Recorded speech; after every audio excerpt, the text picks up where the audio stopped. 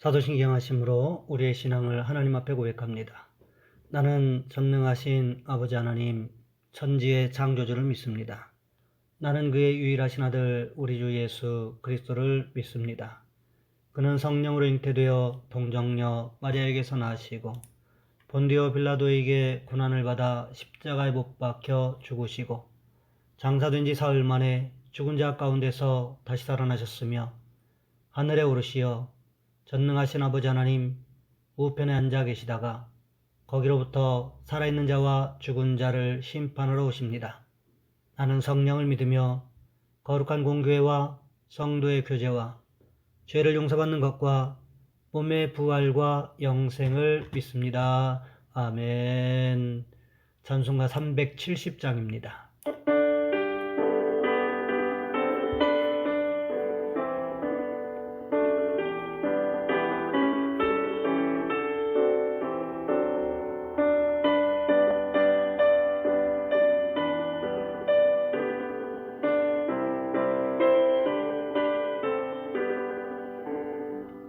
주 안에 있는 나에게 딴 근심이 있으랴 십자가 밑에 나아가 내 짐을 풀었네. 주님을 찬송하면서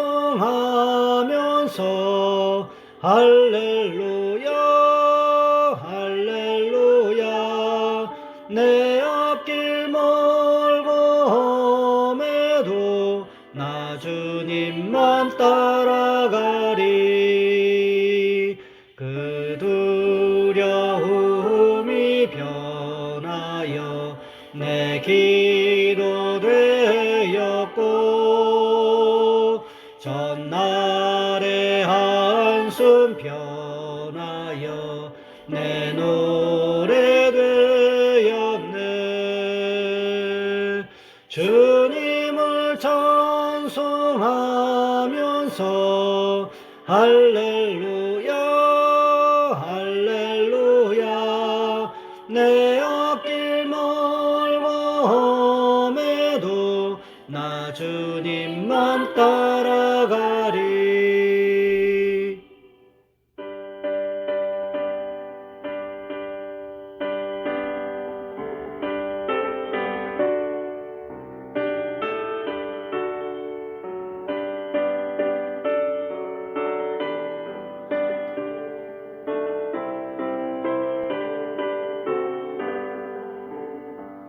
내 주는 자비하셔서 늘 함께 계시고 내 궁핍함을 하시고 늘 채워주시네. 주님을 찬송하면서 할렐루야 내 앞길 멀고 험해도 나 주님만 따라가리. 내 주와 맺은 언약은 영불변하시니 그 나라 가기까지는 늘 보호하시네. 주님을 찬송하면서 할렐루야 내 앞길 멀고 험해도 나 주님만 따라가리.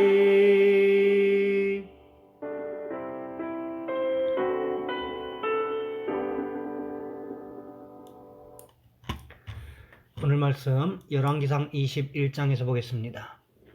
열왕기상 21장 17절로 26절까지 말씀입니다. 제가 가진 성경은 구약 성경 555쪽에 있습니다. 제가 봉독해 드립니다.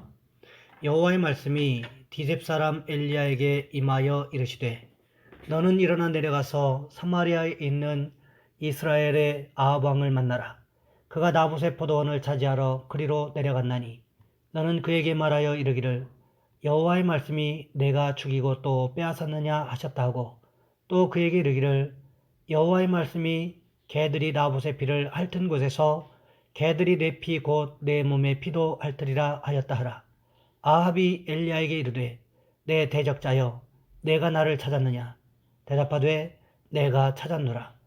내가 내 자신을 팔아 여호와 보시기에 악을 행하였으므로 여호와의 말씀이 내가 재앙을 내게 내려 너를 쓸어버리되 내게 속한 남자는 이스라엘 가운데에 매인자나 노인자를 다 멸할 것이요 또 내 집이 느밧의 아들 여로보암의 집처럼 되게 하고 아히야의 아들 바하사의 집처럼 되게 하리니 이는 내가 나를 노하게 하고 이스라엘이 범죄하게 한 까닭이니라 하셨고 이세벨에게 대하여도 여호와께서 말씀하여 이르시되 개들이 이스라엘 성읍 곁에서 이세벨을 먹을지라.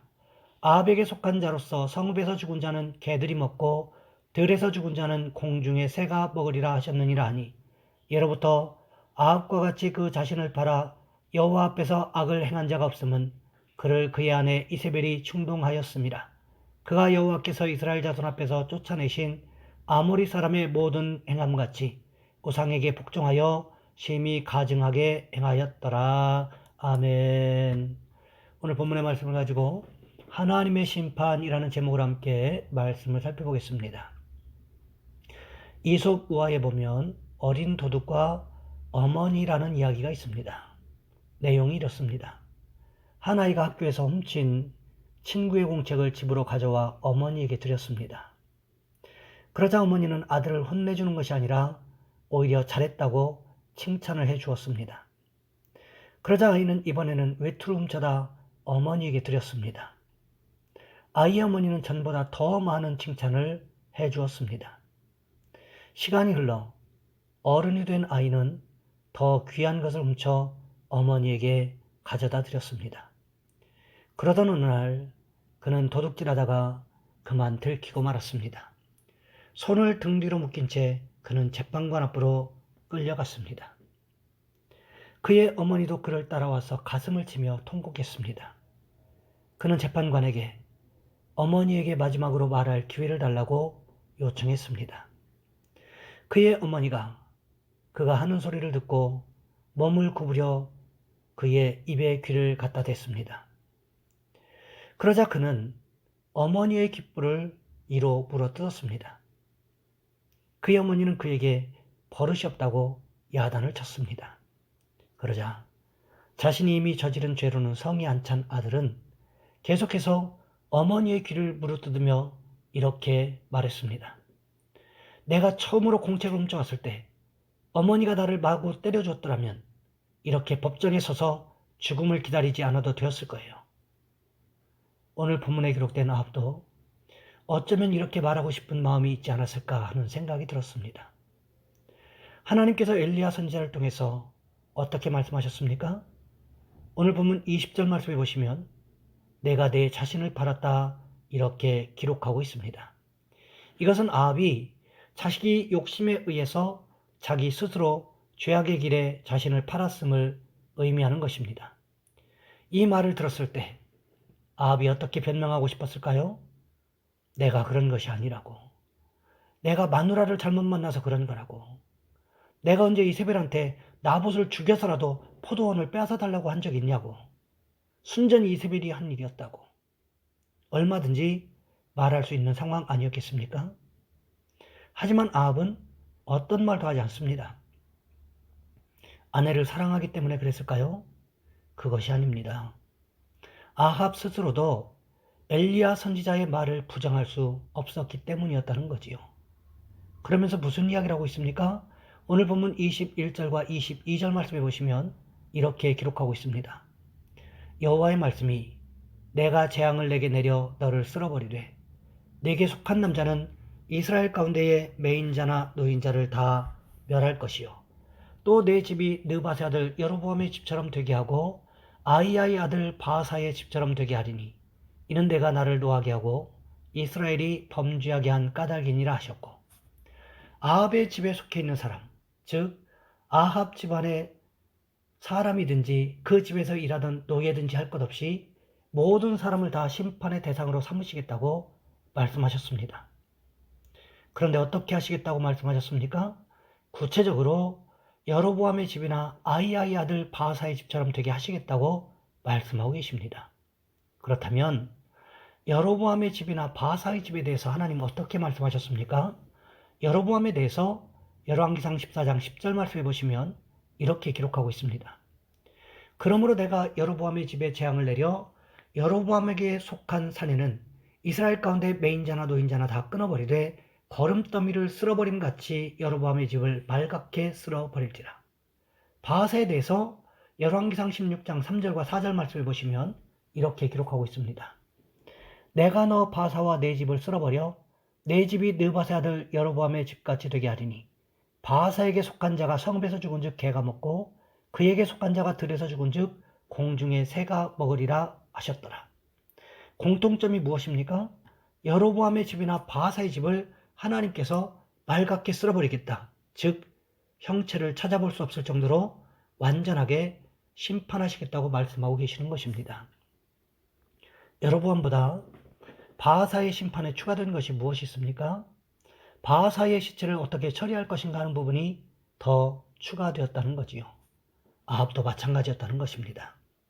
아합이 나봇을 신성 모독죄로 몰아서 죽였을 때 개들이 나봇의 피를 핥았던 것처럼 아합이 죽었을 때 아합의 피를 개들이 핥게 될 것이라고 하나님께서 말씀하고 계시다는 거지요. 그런데요, 하나님의 심판이 아합에게만 국한되지 않습니다. 어디까지 하셨습니까? 오늘 본문 23절과 24절 말씀해 보시면 이렇게 기록하고 있습니다. 이세벨에게 대하여도 여호와께서 말씀하여 이르시되 개들이 이스라엘 성읍 곁에서 이세벨을 먹을지라. 아합에게 속한 자로서 성읍에서 죽은 자는 개들이 먹고 들에서 죽은 자는 공중의 새가 먹으리라고 하셨느니라 하니, 아합의 집안의 심판이 여로보암이나 바하사와 다른 점이 무엇입니까? 왕비에 대한 심판이 구체적으로 기록되어 있다는 거지요. 이세벨이 죽게 되면 이세벨의 시체를 개들이 먹어버릴 것이라고, 그래서 흔적조차도 찾지 못하게 될 것이라고 말씀하고 계시다는 거지요. 그리고 다시금 아합의 집안에 대하여 심판하시는 내용이 여로보암과 바하사에게 선포하셨던 내용과 동일하게 기록하고 있는 것을 볼 수 있습니다. 그렇다면 왜 하나님께서 이세벨 왕비에 대해서까지 심판의 말씀을 전하셨던 것일까요? 그 이유가 무엇입니까? 그 이유에 대해서 25절 말씀은 이렇게 기록하고 있습니다. 예로부터 아합과 같이 그 자신을 팔아 여호와 앞에서 악을 행한 자가 없음은 그를 그의 아내 이세벨이 충동하였습니다. 아합이 그 자신을 팔아서 여호와 하나님 앞에 악을 행한 이유가 어디에 있었다고 기록하고 있습니까? 그의 아내 이세벨의 충동 때문이었다고 분명하게 기록하고 있다는 거지요. 하지만 중요한 것은 성경 어디에도 아합이 이세벨이 하려고 하는 행동에 대해서 제지하는 모습이 없었다는 것입니다. 그렇게 하지 말라고 단 한가운데서도 말하고 있지 않다는 거지요. 이것은 무엇을 이야기하는 것일까요? 아합도 이세벨의 계획에 무언의 동조를 하고 있었음을 말씀하고 있는 것입니다. 그러하기에 이세벨의 충동 때문에 아합 자신이 죄의 구렁텅이로 스스로 걸어 들어가는 어리석음을 저질렀다고 성경은 말씀하고 있는 것입니다. 그런데 아합의 죄가 여기에서 그친 것이 아니었습니다. 더 큰 문제가 있었습니다. 오늘 본문 26절 말씀을 보시면 이렇게 기록하고 있습니다. 그가 여호와께서 이스라엘 자손 앞에서 쫓아내신 아모리 사람의 모든 행함같이 우상에게 복종하여 심히 가증하게 행하였더라. 아모리 사람들이 섬기던 우상이 무엇이었습니까? 그것이 바로 풍요와 다산의 상징이었던 바알과 아세라를 섬기는 것이었습니다. 아합이 시돈 왕 엣발의 딸 이세벨과 결혼하면서 무슨 일이 있었습니까? 바알과 아세라 선지자 850명이 마치 공무원과 같이 나라에 고용되어 나라의 녹을 받고 바알과 아세라를 음란하게 섬기는 일을 했다는 것입니다. 그뿐만이 아니지요. 바알도 하나님이고 여호와도 하나님이기 때문에 바알을 섬기든지 여호와를 섬기든지 무슨 차이가 있느냐고 하면서 이스라엘 백성들을 우상 숭배로 몰아갔다는 것입니다. 그러하기 때문에 하나님께서 아합에 대한 심판도 말씀하셨지만 이세벨 왕비의 심판에 대해서도 말씀하고 계시다는 것입니다. 오늘 우리의 모습은 어떻습니까? 하나님께서는요, 혼합주의를 절대로 참으시는 분이 아니십니다. 뿐만 아니라 죄에 대하여 명확하게 심판하시는 분이십니다. 아합과 이세벨을 심판하셨던 하나님, 오늘 우리도 아합과 이세벨과 같은 모습으로 살아간다면 여전히 우리도 심판의 대상이 될 수 있다는 것입니다. 그러니 우리는 어떻게 해야 될까요? 하나님만 바라보며 하나님 말씀에 순종하며 살아가는 저와 여러분들이 모두가 되시기를 주님의 이름으로 부탁을 드립니다. 이 시간 우리 한 목소리 함께 기도하겠습니다. 하나님, 우리가 하나님 말씀에 순종하며 하나님만 바라보며 살아갈 수 있도록 도와주옵소서. 또한 기도하실 것은 우리의 직장과 사업장, 삶의 터전을 위하여 성령께서 우리의 직장과 사업장과 삶의 터전에 평안을 주시라고 이 시간 우리 주여 한번 간절히 부르신 후에 한 목소리 함께 기도합니다. 주여, 사랑의 하나님, 우리를 도와주시기를 원합니다.